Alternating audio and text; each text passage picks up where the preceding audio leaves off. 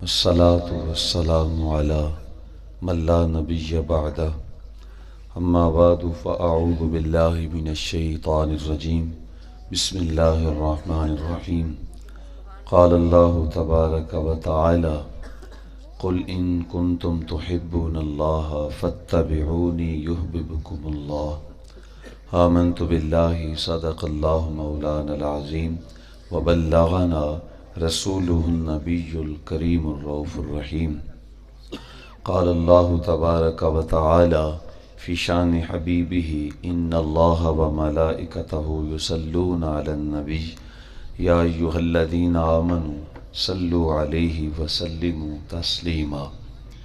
ایک بار پھر حضور کی ذات پہ درود پڑھیے۔ الصلاۃ والسلام علیک یا سیدی یا رسول اللہ، الصلاۃ والسلام علیک یا سیدی یا حبیب اللہ، الصلاۃ والسلام علیک یا سیدی یا محبوب رب العالمین وعلی آلک واصحابک یا سیدی یا خاتم النبیین۔ حمد و صلات کے بعد انتہائی واجب الاحترام معزز محتشم ذی وقار برادران اسلام اور اپنے گھروں میں موجود میری مائیں بہنیں اور بیٹیاں، جہاں تک میری آواز جا رہی ہے، السلام علیکم ورحمۃ اللہ وبرکاتہ۔ آج کی یہ خوبصورت اور بابرکت محفل جو پیارے آقا صلی اللہ علیہ وآلہ وسلم کی محبت میں سجائی گئی ہے، اور رات کا ایک پہر گزر چکا ہے، لیکن اس کے باوجود آپ کی چمکتی پیشانیاں اور آپ کے لبوں پہ جو تبسم ہے اور آپ ہاتھ اٹھا کے جیسے اشارے کر رہے ہیں، یہ اس بات کی غمازی کرتا ہے کہ آپ اپنے نبی اور حضور کی جملہ نسبتوں کا ذکر سن کے آپ اپنے دل میں ٹھنڈ محسوس کرتے ہیں، چین محسوس کرتے ہیں۔ یقیناً یہ آقا صلی اللہ علیہ وآلہ وسلم کی محبت کی دلیل ہے، اور حضور کا ذکر ایک ایسی کستوری ہے کہ جوں یہ ہوتا جاتا ہے تو اس کی مہک پورے جسم کو معطر کرتی ہے اور دل کے غم دور ہوتے ہیں۔ وہ کیا کسی نے کہا تھا، مطرب سے کہو کہ چھیڑے ذرا اس جانے تمنا کا قصہ، فرقت کے بھیانک لمحے میں کچھ دل کو سہارا ہو جائے۔ تو حضور کا جب ذکر ہوتا ہے تو اہل ایمان کے غم دور ہوتے ہیں اور مصیبتیں ختم ہوتی ہیں اور دل مسرت محسوس کرتے ہیں جب محبوب علیہ السلام کا ذکر چھیڑا جاتا ہے۔ تو میں زیادہ وقت نہیں لوں گا آپ کا، تھوڑے وقت میں اس عنوان سے کچھ باتیں کر کے میں اپنی گفتگو کو سمیٹوں گا۔ اس کی آواز میں دوبارہ نہ آئے، جو بھی تھوڑی تھوڑی آ رہی ہے ماشاءاللہ اچھا ہے، لیکن بالکل دوبارہ آواز نہ آئے، ایک ایک لفظ سب کو سمجھ آنا چاہیے۔ آقا کریم صلی اللہ علیہ وسلم کی محبت میں یہ محفل سجائی گئی ہے۔ انسان تو حضور سے پیار کرتے ہی کرتے ہیں، کائنات کا پتا پتا میرے آقا سے پیار کرتا ہے، کیونکہ محبت کے کئی اسباب ہوتے ہیں، کئی وجوہات کی بنا پہ محبت کی جاتی ہے۔ محبت کسی سے اس وجہ سے بھی کی جاتی ہے کہ وہ خوبصورت بہت ہے، جو سونا ہو لوگ اس سے پیار کرتے ہیں، اور محبت اس سے بھی کی جاتی ہے جو علم و حکمت اپنے سینے میں رکھتا ہو۔ محبت کا ایک سبب یہ بھی ہے کہ اس سے بھی لوگ پیار کرتے ہیں جس کے احسانات کے بوجھ تلے دبے ہوتے ہیں، جس کے احسانات ہوں ہمارے اوپر ہم اس سے بھی پیار کرتے ہیں۔ محبت کا ایک سبب یہ ہے کہ جو ہم سے پیار کرے ہم اس سے پیار کرتے ہیں۔ اسی طریقہ سے خوبصورت آواز بھی محبت کا ذریعہ ہے۔ تو یہ بہت سارے اسباب ہیں جس وجہ سے کوئی ذات کسی سے محبت کرتی ہے اور اس سے پیار ہو جاتا ہے۔ لیکن کائنات میں آپ نظر دوڑائیں، آپ کو کوئی ایسا شخص نہیں ملے گا جس میں محبت کے تمام اسباب پائے جاتے ہوں۔ ایک آدمی ہو سکتا ہے حسن و جمال رکھتا ہو اور ہو سکتا ہے اس کے پاس علم و حکمت نہ ہو۔ ایک آدمی کے پاس حسن بھی ہے، علم و حکمت بھی ہے، لیکن ہو سکتا ہے اس کا اخلاق اچھا نہ ہو، تو لوگ پھر بھی اس سے نفرت کرتے ہیں۔ ایک کے پاس حسن بھی ہے، علم و حکمت بھی ہے، لیکن ہو سکتا ہے اس کے پاس چراغ عقل نہ ہو، پھر بھی محبت کی کمی رہ جائے گی۔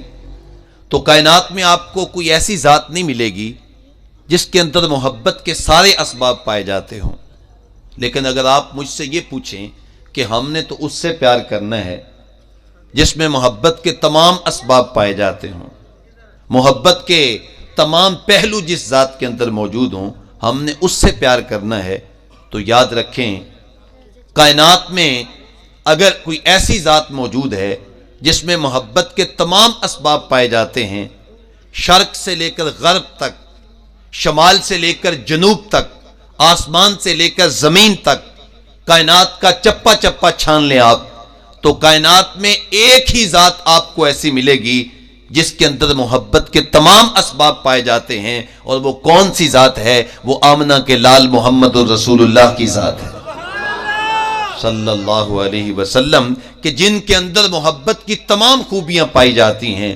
حسن یوسف دم عیسیٰ ید بیضا داری، آنچ خوباں ہما دارن تو تنہا داری۔ آدم علیہ السلام سے لے کر جناب عیسیٰ علیہ السلام تک اللہ نے تمام نبیوں کو جتنے کمالات عطا کیے وہ آقا کریم علیہ السلام کے پیکر میں رکھ دیے۔ بلکہ میں آپ تک جملہ پہنچانا چاہتا ہوں، آدم علیہ السلام سے لے کر جناب عیسیٰ علیہ السلام تک اللہ نے جتنے نبیوں کو کمالات عطا کیے، جتنی عظمتیں عطا کیں، جتنی شانیں عطا کیں، ان شانوں کی جہاں جس مقام پہ جا کے انتہا ہوتی ہے، وہاں سے مقام مصطفیٰ کی ابتدا ہوتی ہے۔ اس لیے میرے امام بولے، سب سے اولا و اعلیٰ ہمارا نبی، سب سے بالا و والا ہمارا نبی، اپنے مولا کا پیارا ہمارا نبی، دونوں عالم کا دولہا ہمارا نبی۔ تو آقا کریم علیہ السلام نے محبت کے تمام اسباب پائے جاتے ہیں۔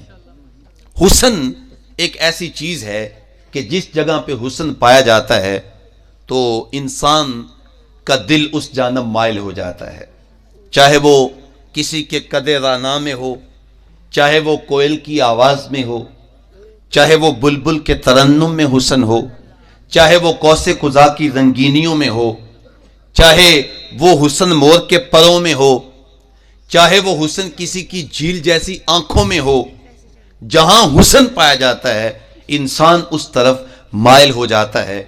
تو یاد رکھیں کائنات میں اللہ تعالیٰ جل شانہ نے اسی طریقہ سے سب سے زیادہ اگر حسن کسی کو ذات دیا عطا کیا ہے تو وہ بھی میرے اور آپ کے آقا کو عطا کیا ہے۔ حضرت سیدنا ابو ہریرہ فرماتے ہیں، کل قمر لیلۃ البدر لا مارا قبلہ ولا بعدہ مثلہ، فرماتے ہیں حضور تو 14ویں رات کا چمکتا ہوا چاند تھے۔ پھر فرماتے ہیں نہ حضور جیسا حسین پہلے دیکھا نہ بعد میں دیکھا۔ حضرت حسان بولے تم دیکھ کیسے سکتے، کسی ماں نے جنم دیا ہوتا تو دیکھتے۔ خدا نے حسینہ جمیلہ دا منہ موڑ دیتا، محمد بنا کے قلم توڑ دیتا۔ اور ہمارے حضرت فرمایا کرتے ہیں خدا نے وہ سچا ہی پن چھڑیا جد وچ محمد نے اٹھا لیا سی۔ اللہ تعالیٰ نے ایسا پیکر تراشا اپنے محبوب کا کہ کائنات میں حضور جیسا کوئی دوسرا حسین نہیں ہے۔ اچھا آپ کا ذوق ساتھ دے تو ایک شعر ذرا ذوق کے ساتھ پڑھ لیتے ہیں، اسے آواز دیں، کیونکہ الحمدللہ اللہ نے ہمیں آواز بھی دی ہے۔ نعت خوانوں کے اپنے کئی سہارے ہوتے ہیں، کوئی طریقہ کار ہوتے ہیں، لیکن ہمارا تو سیدھا سادہ طریقہ ہے۔ ہم تو یہ کہتے ہیں لکھائے نبی دنیا تے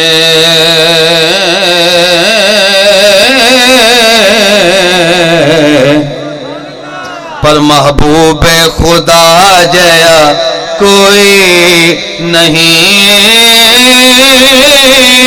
وہ لکھاں سونے بن بیندے نے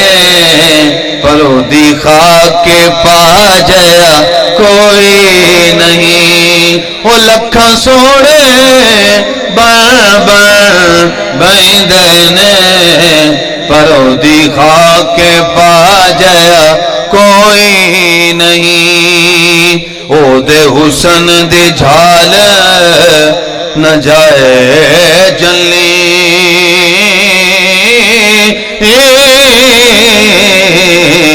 تے حسن والے مکھ لکایا ہے، والضحا چہرہ تے واللیل زلفاں، او کسے ماں کرما والی جائے۔ ایسا حسن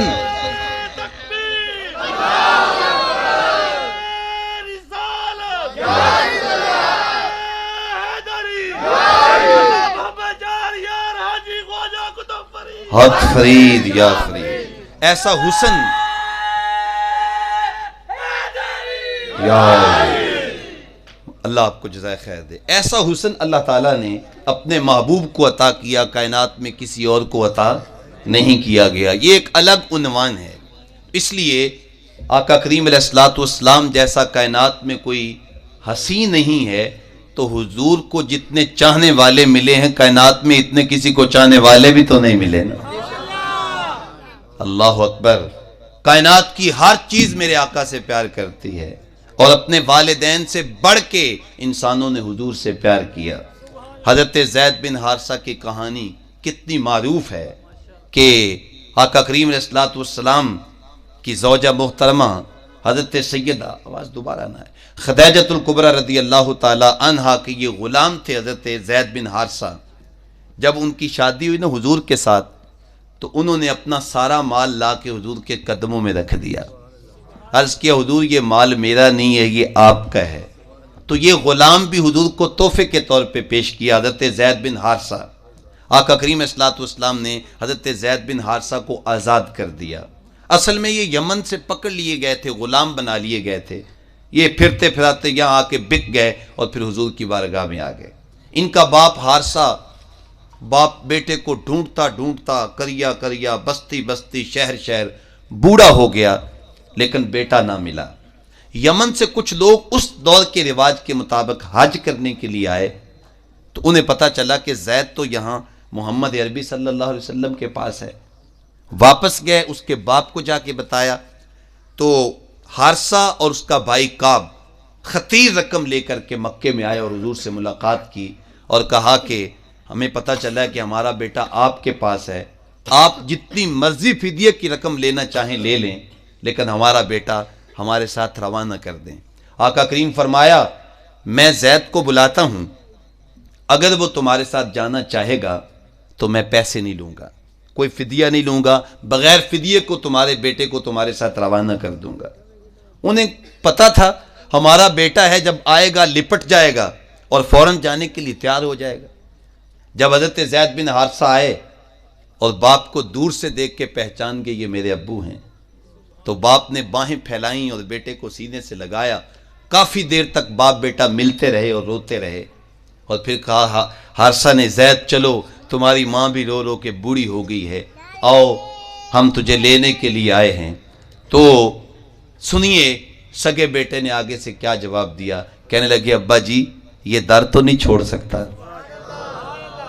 یہ چوکھٹ تو نہیں چھوڑ سکتا، ابو جی اگر آپ کو ملنے کا شوق ہو نا تو یہیں آ کے مل لیا کرو، یہ در تو میں مر کے بھی نہیں چھوڑ سکتا۔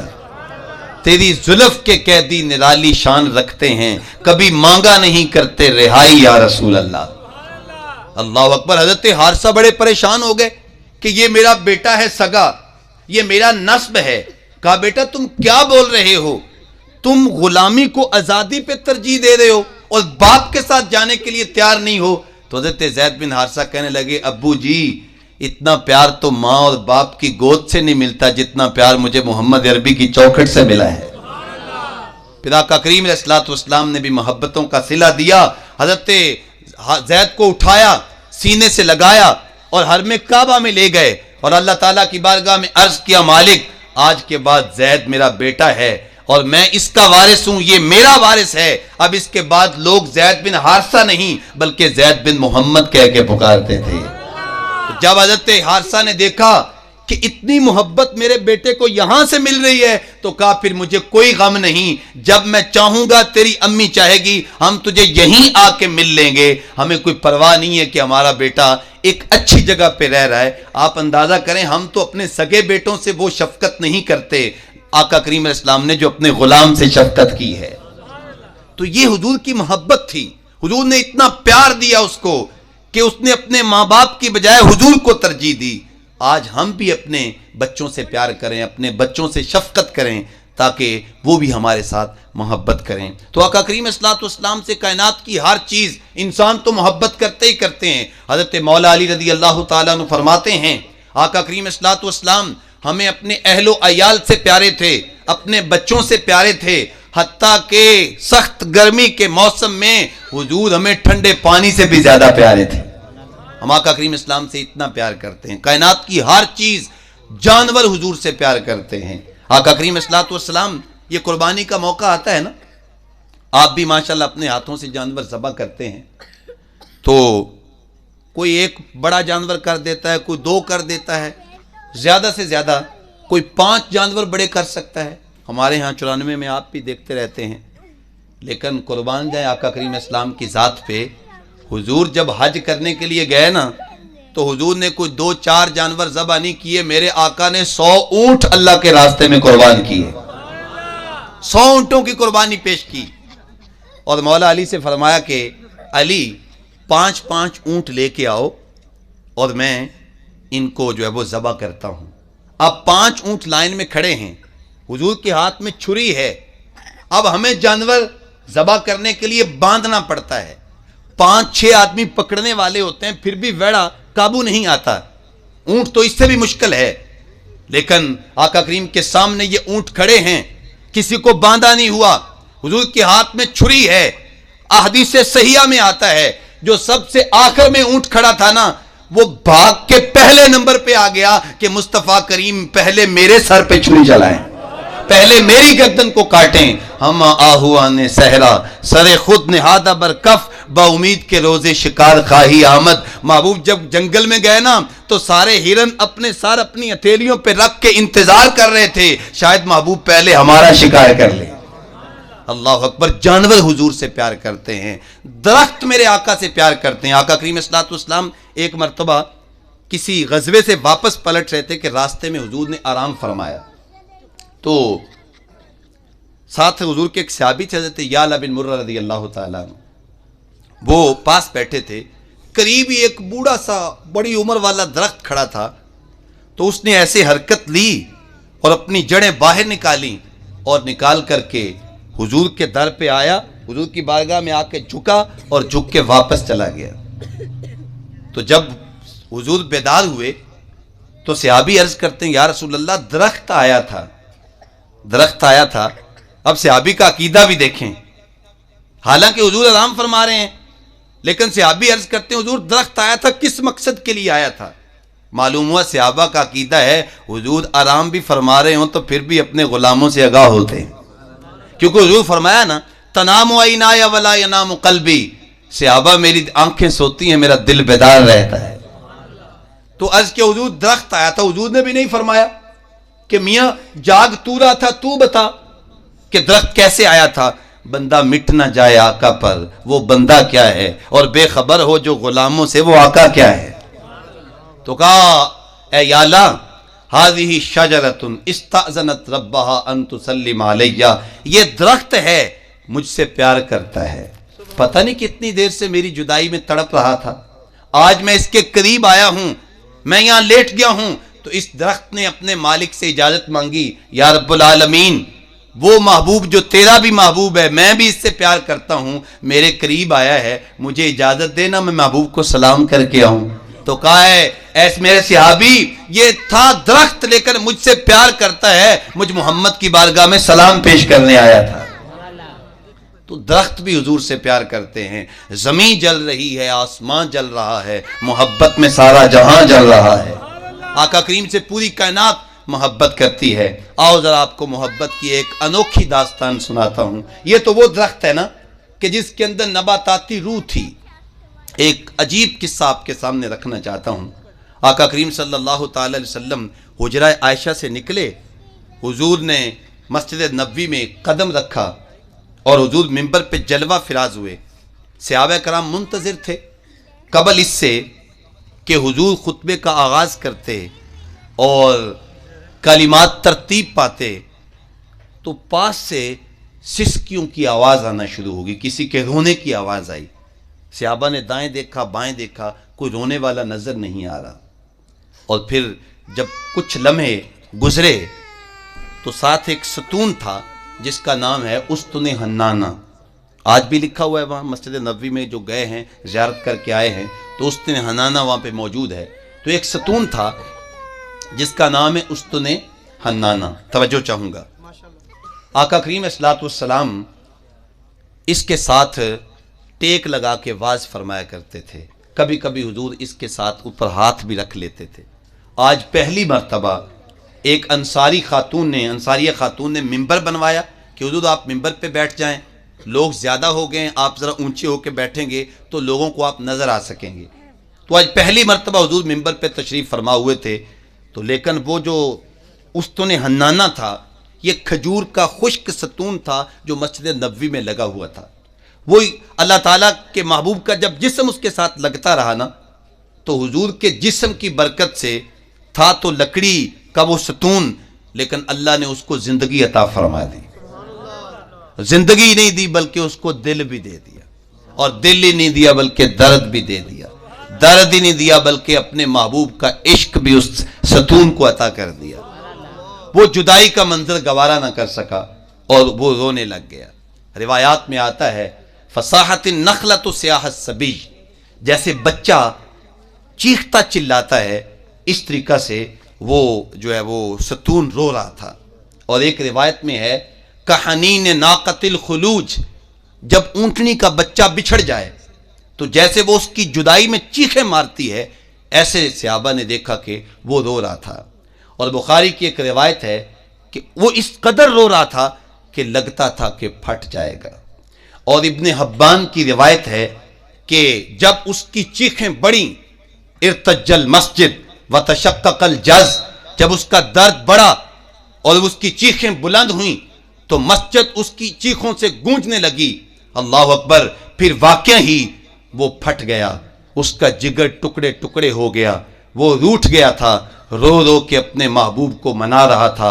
درد ہجر گل سے بلبل کا کلیجہ پھٹ گیا، تتلیاں بے گھر ہوئیں، بھنورے بھٹکتے چلے گئے، مسجد نبوی کا ماحول سوگوار ہو گیا، فضاؤں میں دکھ بھر گئے، اور جتنے لوگ بیٹھے تھے سارے کے سارے چیخیں مار مار کے رونے لگ گئے۔ بچے ہیں تو وہ بھی رو رہے ہیں، جوان ہیں تو وہ بھی رو رہے ہیں، بوڑھے ہیں تو وہ بھی رو رہے ہیں۔ صدیق اکبر رضی اللہ تعالیٰ عنہ کی آنکھیں چھم چھم برس رہی ہیں، عمر فاروق بھی رو رہے ہیں، عثمان و علی بھی، وہ بھی آنسو بہا رہے ہیں، حسن و حسین چھوٹے چھوٹے بچے ہیں، لیکن ماحول کو دیکھ کر وہ بھی رو رہے ہیں، اور مسجد نبوی سوگوار ہو گئی۔ ایک عجیب جو ہے وہ چیخیں نکل رہی ہیں اس تنے کی۔ جب اس کی چیخیں بڑھی تو پھر کیا ہوا؟ آقا کریم اسلام نے منبر چھوڑ دیا۔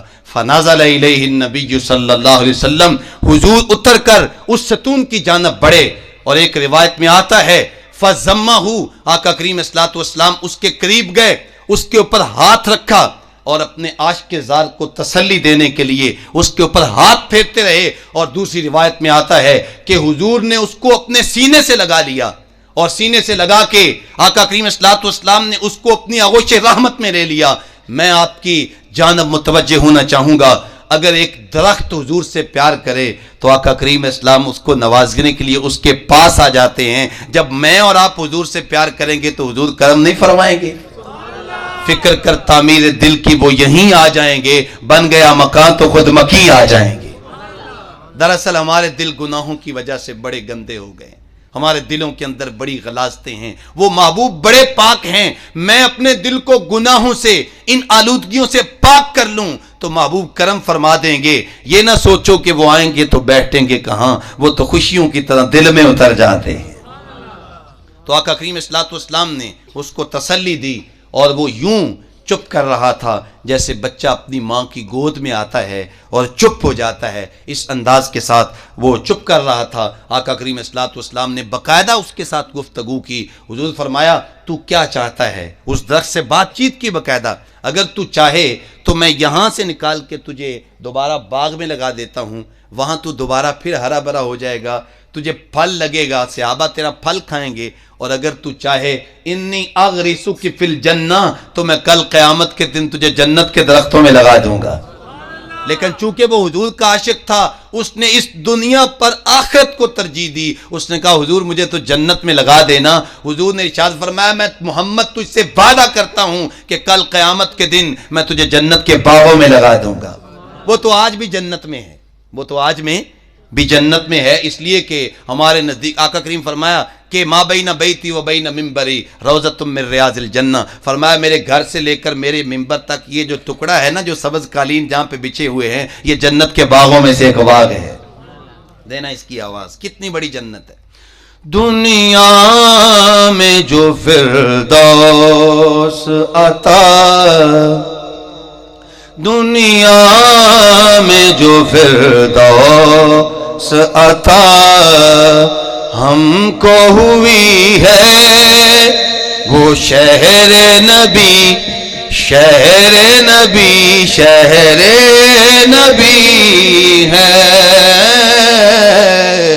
دنیا میں جو فردوس عطا، تو ہمارے نزدیک شہر مدینہ جنت ہے، وہ آج بھی جنت میں لگا ہوا ہے۔ پوری کائنات میرے آقا سے پیار کرتی ہے، پتھر میرے حضور سے پیار کرتے ہیں۔ حضور فرمایا انی لعارف حجرا بمکہ ان تسلم علیہ، فرمایا آج بھی میں مکے کے اس پتھر کو جانتا ہوں کہ جب بھی میں اس کے پاس سے گزرا کرتا تھا وہ مجھے کہتا تھا السلام علیکہ یا رسول اللہ، وہ مجھ پہ سلام پڑھا کرتا تھا۔ پوری کائنات حضور سے پیار کرتی ہے، پتھر میرے آقا سے پیار کرتے ہیں۔ ہم حضور سے محبت کا دم بھرتے ہیں، آقا کریم صلی اللہ علیہ وسلم سے پیار کرتے ہیں، لیکن کیا یہ دعویٰ کر لینا کافی ہے یا محبت کچھ تقاضے بھی کرتی ہے؟ تو صرف دو تقاضے آپ کے سامنے رکھ کے میں اپنی گفتگو کو سمیٹتا ہوں۔ محبت کا ایک تقاضا یہ ہے کہ محبوب علیہ الصلوۃ والسلام کی اطاعت و فرما برداری کی جائے۔ فرمایا قل ان کنتم تحبون اللہ، اگر تم اللہ سے پیار کرنا چاہتے ہو فاتبعونی، مجھ محمد کی پیروی کرو، یحببکم اللہ، تم محبت کرنے نکلے ہو اللہ خود ہی تمہیں اپنا محبوب بنا لے گا۔ اللہ بھی محبوب بنا لے گا، اللہ کے محبوب بھی تمہیں اپنا محبوب بنا لیں گے۔ شرط کیا ہے؟ آقا کریم اسلام کی اطاعت کی جائے۔ حضور کے ایک صحابی حضرت عبداللہ ابن رواحہ رضی اللہ تعالیٰ عنہ، حضور نے ان کو کسی جنگ پہ ایک دستے کی قیادت دی کہ جاؤ فلاں مہم پہ چلے جاؤ اور وہاں جا کر کے لڑ کے آؤ کافروں کے ساتھ۔ تو انہوں نے باقی ساتھیوں کو بھیج دیا لیکن خود نہ گئے۔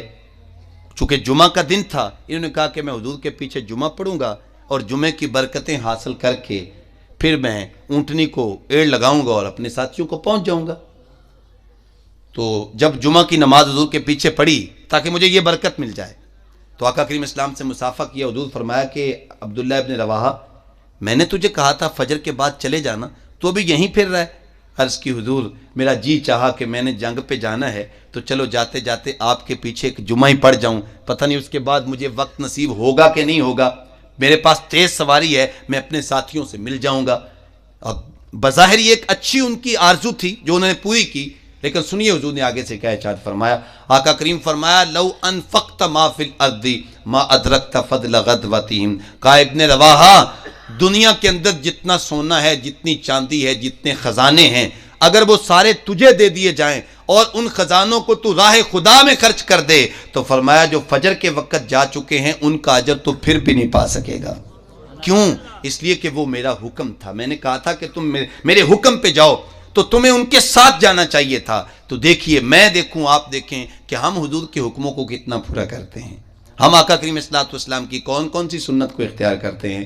تو محبت ہم سے تقاضا کرتی ہے۔ حضور نے ارشاد فرمایا لا يحب احدکم حتی یکون ہواہ تبعا لما جئت بہ، فرمایا اس وقت تک تم مومن نہیں ہو سکتے جب تک کہ میں جو کچھ لے کر کے آیا ہوں اس کو تم میری جو ہے اپنی خواہشات کو اس کے تم تابع نہیں کر لیتے، اس وقت تک تم مومن نہیں ہو سکتے۔ آقا کریم تشریف فرما تھے، حضور کے ایک صحابی آئے، وہ مسافہ کرنے لگے تو حضور نے ان سے مسافہ نہیں کیا. تو حضور عرض کی بندہ نواز آپ نے مجھ سے مسافہ نہیں کیا کریم آقا. حضور فرمایا کہ تیرے ہاتھ میں جو سونے کی انگوٹھی ہے یہ تو آگ کا انگارہ ہے. تو حضور نے وہ انگوٹھی اپنے ہاتھ سے نکالی اور پھینک دی. تو اب حضور نے ان سے مسافہ کیا. مجلس جب برخاست ہوئی تو انگوٹھی حضور نے سونے کی پھینک دی تھی. تو لوگوں نے کہا کہ حضور نے پھینک دی, اب تو استعمال نہیں کر سکتا, اس کو لے لینا, اپنی بیوی کو دے دینا. مرد تو نہیں استعمال کر سکتے سونا, تم اپنی بیوی کو دے دینا. تو سنیے صحابی کا جواب کیا. باتیں کرنی بڑی آسان ہے لیکن اس انداز سے کردار پیش کرنا. صحابی کے لفظ ہیں, فرمایا واللہ لا آخذہ وقد طرحہ رسول اللہ صلی اللہ علیہ وسلم. فرمایا خدا کی قسم جس کو میرے آقا نے پھینک دیا ہے میں اس کو اٹھانا تو دور کی بات ہے, میں ہاتھ بھی نہیں لگاؤں گا اس کو. یہ ہے ان کا جذبہ اطاعت, یہ ہے ان کا جذبہ فرما برداری. تو میں اور آپ دیکھیں کہ ہماری اطاعت تو محبت کا ایک جذبہ, ایک جو ہے وہ تقاضا یہ ہے کہ ہم حضور کی اطاعت کریں. اچھا آخری تقاضا بیان کرتا ہوں. محبت کا ایک تقاضا یہ ہے کہ جس کو جس سے پیار ہوتا ہے وہ کثرت کے ساتھ اس کا ذکر کرتا ہے. کثرت کے ساتھ ذکر کرنا یہ بھی محبت کا ایک تقاضا ہے. اللہ اکبر. کسی نے مجنوں کو دیکھا کہ وہ ریت پہ لیلا لیلا لکھ رہا تھا. تو پوچھا کیا کر رہے ہو؟ اس نے کہا کہ اپنے محبوب کا نام لکھ لکھ کے دکھی دل کو قرار دے رہا ہوں. تو مولانا رومی لکھتے ہیں کہ اگر مجنوں کو اس کے محبوب کا نام قرار دیتا ہے تو کیا امتی کو نام محمد قرار نہیں دیتا؟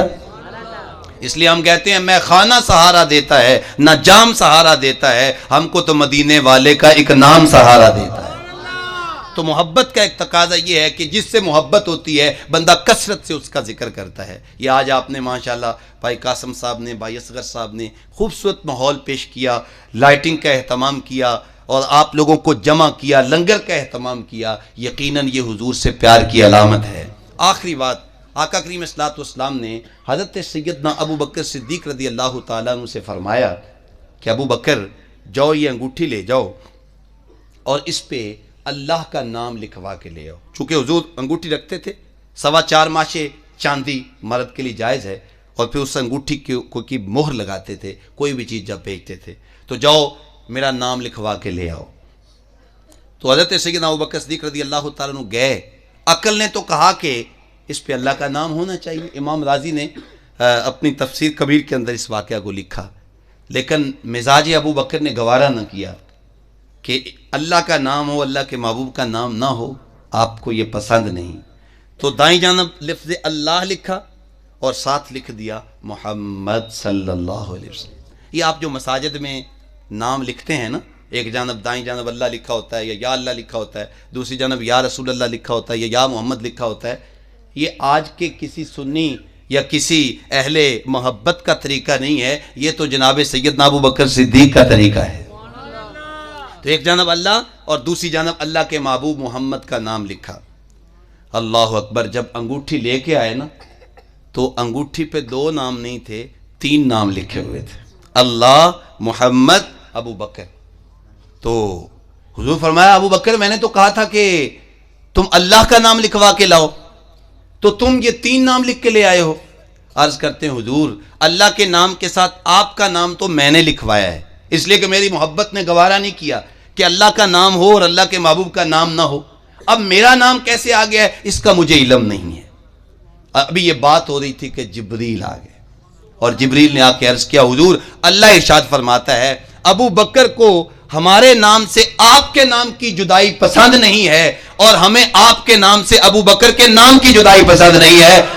ابو بکر نے ہمارے نام کے ساتھ آپ کا نام لکھوایا ہے اور آپ کے نام کے ساتھ میں خدا نے ابو بکر لکھوایا ہے. اس لیے ہم کہتے ہیں جس دل میں اللہ کی محبت ہے اس دل میں حضور کی محبت ہے. جس دل میں حضور کی محبت ہے وہ دل کیسا ہے کہ اس کے اندر سے جناب صدیق اکبر کی محبت نہ ہو. تو آئیے ذرا ایک محبت سے شعر پڑھ لیتے ہیں اس حدیث کی روشنی میں, تھوڑی سی اس کی آواز دینا. حضرت جناب مولا علی کے بڑے اشعار پڑھے گئے ہیں, بڑا ماشاءاللہ ایک ماحول تھا. امام عالی مقام کے بڑے اشعار پڑھے گئے ہیں, بڑا ایک ماحول تھا. اب آؤ نا یار غار کا بھی ایک شعر پڑھ لیتے تو دینا. رب دے یار دا یار سی دے اب سب مل کے پڑھے رب دے یار دا یار سیدھی او رب دے یار دا یار سیدھی ہم سب کا دلدار سیدھی پڑھیے گا رب دے یار دا یار سیدھی ہم سب کا دلدار صدیق اور پیار صدیق دا رکھ دل وچ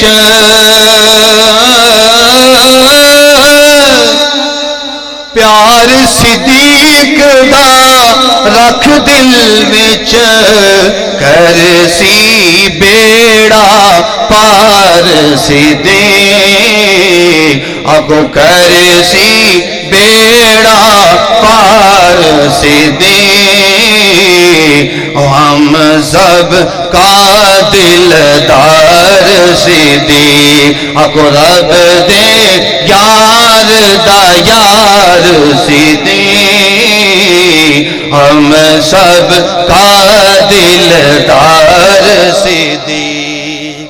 تو یہ حضرت سیدنا ابوبکر صدیق رضی اللہ تعالیٰ عنہ نے ہمیں فکر دی ہے کہ جہاں اللہ کا ذکر ہو اللہ کے محبوب کا بھی ذکر ہونا چاہیے۔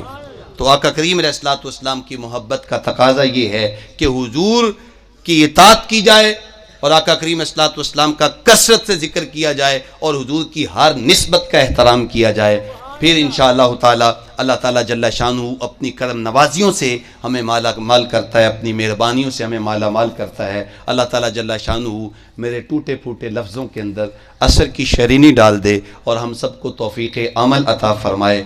آپ نے بڑی محبت کے ساتھ جو ساتھی کھڑے ہیں بیٹھے ہیں، یہ محبت کی ایک دلیل ہے۔ اللہ آپ سب کو اجر عظیم جزائے جزیل نصیب فرمائے۔ آمین و آخر دعوانا ان الحمدللہ رب العالمین۔